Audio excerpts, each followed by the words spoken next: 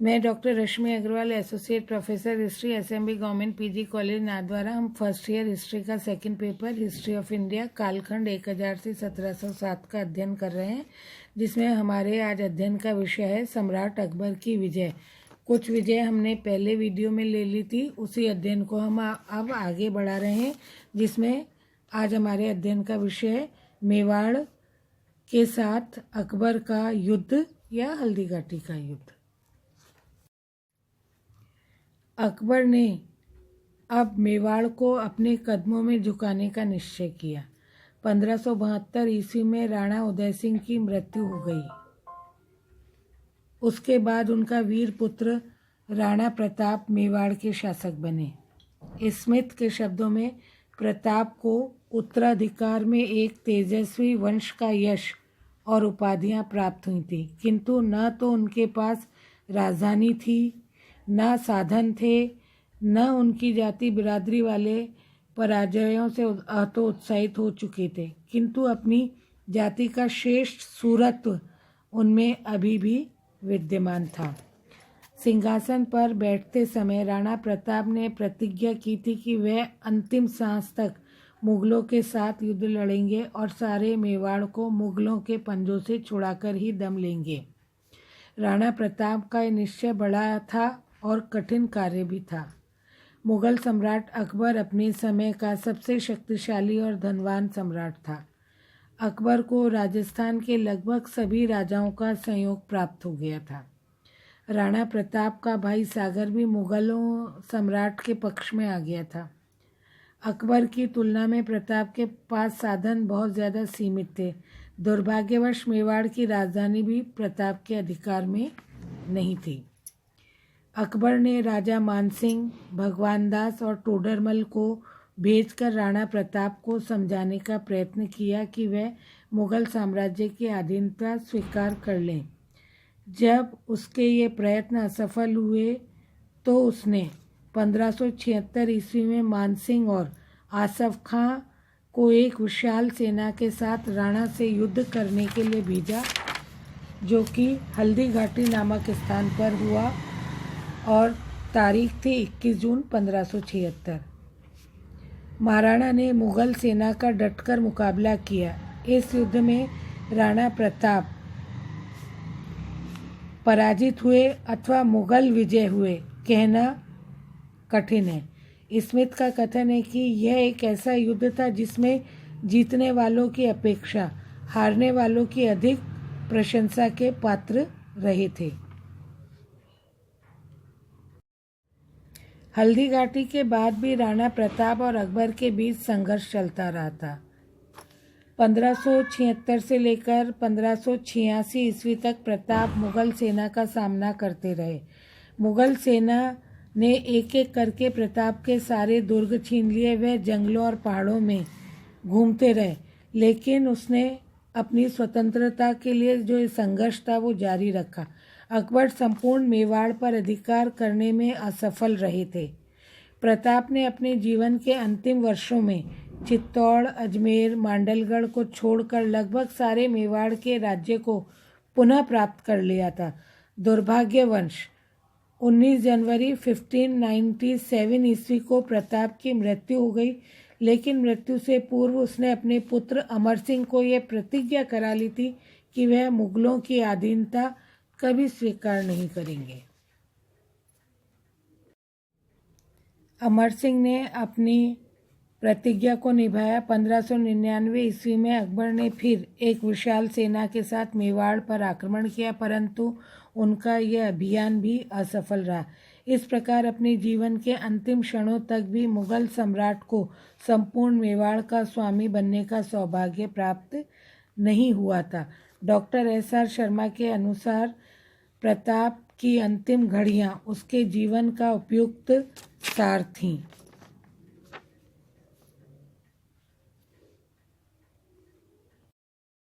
अपने उत्तराधिकारी को देश की स्वतंत्रता के लिए निरंतर युद्ध करते रहने की शपथ दिलाकर जीवन का अंत किया। यह उस वीर राजपूत के जीवन का अंत था जिसको अब भी प्रत्येक सिसोदिया आदर्श मानता है और उसके समय तक मानता रहेगा जब तक कि वह निरंतर अत्याचारी से देशभक्ति की ज्वाला को दबा नहीं देगा। अरावली के पर्वतों पर कोई ऐसी घाटी नहीं है जो प्रताप के शौर्य से पुनीत नहीं हुई हो, जहाँ या तो उसे यशस्वी विजय प्राप्त हुई है या कीर्ति में हार प्राप्त हुई है। अब आगे गुजरात विजय जो 1572 ईस्वी में थी। व्यापारिक राजनीतिक दृष्टिकोण से गुजरात मुगलों के लिए बहुत महत्वपूर्ण था। सम्राट ने 1572 ईस्वी में गुजरात पर आक्रमण किया। वहाँ के शासक मुजफ्फर शाह ने मुग़ल सत्ता स्वीकार कर ली थी।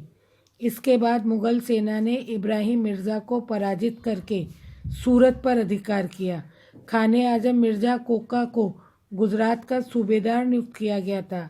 लगभग 6 माह बाद गुजरात में एक बार फिर विद्रोह हुआ और अहमदाबाद नामक स्थान पर एक निर्णायक युद्ध हुआ, जिसमें विद्रोहियों को पूर्ण रूप से कुचल दिया गया था। गुजरात की विजय अकबर के शासनकाल की महत्वपूर्ण घटना थी। इससे इस देश के धनी साधनों पर उसका अधिकार हो गया था। इसके अतिरिक्त उसका पश्चिमी तट तथा पुर्तगाली के साथ संपर्क भी स्थापित हो गया था। एक तरह से व्यापारिक दृष्टिकोण से विजय बहुत ज़्यादा ज़रूरी थी अकबर के लिए। इसके बाद हम देख लेते हैं बंगाल की विजय जो 1574 में की गई थी अकबर के द्वारा। बंगाल के शासक सुलेमान किरानी ने अपने जीवन में अकबर के साथ मैत्रीपूर्ण संबंध बनाए रखे थे, पर उसकी मृत्यु के बाद उसके पुत्र दाऊद ने मुगलों की सत्ता को चुनौती देते हुए पटना पर कब्जा कर लिया था। अकबर ने बंगाल की ओर कूच किया और हाजीपुर तथा पटना पर अधिकार कर लिया। इसके पश्चात उसने टकरोई नामक स्थान पर दाऊद को पराजित कर अधीनता स्वीकार करने के लिए विवश कर दिया था। अकबर ने दाऊद को क्षमा करते हुए बंगाल का शासक बने रहने दिया, पर कुछ महीने बाद दाऊद ने पुनः विद्रोह कर दिया। इस पर बंगाल को मुगल साम्राज्य में बाद में आक्रमण करके मिला लिया गया था। इसके बाद हम कुछ देखेंगे हिंदुस्तान के बाहर के आक्रमण जो अकबर के द्वारा किए गए थे। ऐसे अब कुछ आक्रमण लेंगे जो कि काबुल पर हुए, कंधार पर हुए, अफगानिस्तान पर हुए, उड़ीसा कश्मीर पर हुए, सिंध एवं बलूचिस्तान पर हुए। उसके बाद दक्षिण भारत पर कुछ विजय अकबर के द्वारा की गई थी, तो ये भी मैं अब आपको बता देती हूँ।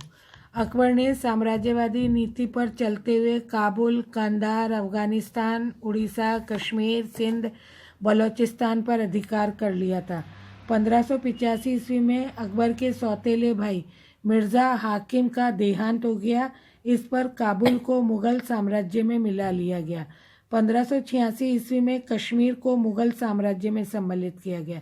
1590 में सिंध के शासक मिर्ज़ा जानी बेग को पराजित कर उसके राज्य पर अधिकार कर लिया गया। 1592 ईस्वी में उड़ीसा को और 1595 में कंधार और बलूचिस्तान को मुग़ल साम्राज्य में सम्मिलित कर लिया गया था। इस प्रकार विशाल भूक्षेत्र पर अकबर का अधिकार धीरे धीरे होता जा रहा था। अब हम थोड़े से दक्षिण भारत के विजय अभियान देख लेते हैं जो 1595 से लगभग 1601 ईस्वी तक चले थे। अब हम दक्षिण भारत की विजय देख लेते हैं। उत्तरी भारत का स्वामी बनने के बाद अकबर ने दक्षिण भारत को विजय करने का निश्चय किया। उसने दक्षिण के शिया राज्यों में आपसी जो फूट थी उसका फ़ायदा उठाया, क्योंकि उनमें आपस में संघर्ष चलता रहता था। इस कारण सैन्य शक्ति बहुत उनकी शिथिल हो गई थी।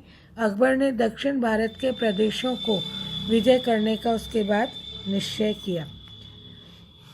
वास्तविक आक्रमण करने से पूर्व शांति का मार्ग अपनाते हुए अकबर ने दक्षिण के शिया राज्यों को मुग़ल सत्ता स्वीकार करने का एक संदेश भेजा था। खानदेश के शासक अली खान ने मुग़ल अधीनता स्वीकार कर ली थी, परंतु अहमदनगर, बीजापुर, गोलकुंडा के शासकों ने मुग़ल अधीनता स्वीकार करने से इनकार कर दिया था। इस पर अकबर ने 1595 ईस्वी में अब्दुल रहीम खाने खाना एवं राजकुमार मुराद के अधीन मुग़ल सेनाओं को अहमदनगर के विरुद्ध भेजा। उन्होंने शीघ्र ही दुर्ग को घेर लिया। चांद बीबी ने जो चांद बीबी ने, जो उस समय अहमदनगर के बालक शासक की संरक्षक के रूप में काम कर रही थी, मुगलों का बड़ी वीरतापूर्वक सामना किया, लेकिन विवश होकर उन्हें मुगलों के साथ संधि करनी पड़ी। इस संधि के अनुसार अहमदनगर के शासक ने मुगल अधीनता स्वीकार कर ली और बरार का प्रदेश मुगलों को दे दिया। कुछ वर्षों के बाद इस संधि को भंग कर दिया गया। मुगल सेनाओं ने दूसरी बार अहमदनगर पर आक्रमण किया। अहमदनगर पर अधिकार कर लिया गया और वहां के शासक को बंदी बना करके ग्वालियर के किले में भेज दिया गया। खानदेश के शासक अली खां की मृत्यु के पश्चात उसके पुत्र मीरा बहादुर ने मुगलों की अधीनता स्वीकार करने से इनकार कर दिया। परिणाम स्वरूप खानदेश के प्रसिद्ध दुर्ग असीरगढ़ के घेरे में ले लिया गया और 6 माह के बाद जनवरी 1601 में उस पर मुगलों का अधिकार हो गया। अकबर की यह अंतिम विजय थी। उसने बीजापुर और गोलकुंडा को विजय नहीं किया था। सन 1605 ईस्वी में अकबर की मृत्यु हो गई। उसने एक विशाल साम्राज्य की स्थापना कर ली थी, जो हिंदू कुश से लेकर आसाम तथा उड़ीसा तक, कश्मीर और हिमालय से लेकर बलूचिस्तान तक, सिंध व गुजरात तक फैला हुआ था। इसके अलावा अहमदनगर, खानदेश, बरार, गोंडवाना के प्रदेश भी उसके राज्य में सम्मिलित थे। एक तरह से अकबर ने विशाल साम्राज्य स्थापित कर लिया था। इसी के साथ आज का हमारा ये अध्ययन यहाँ समाप्त होता है।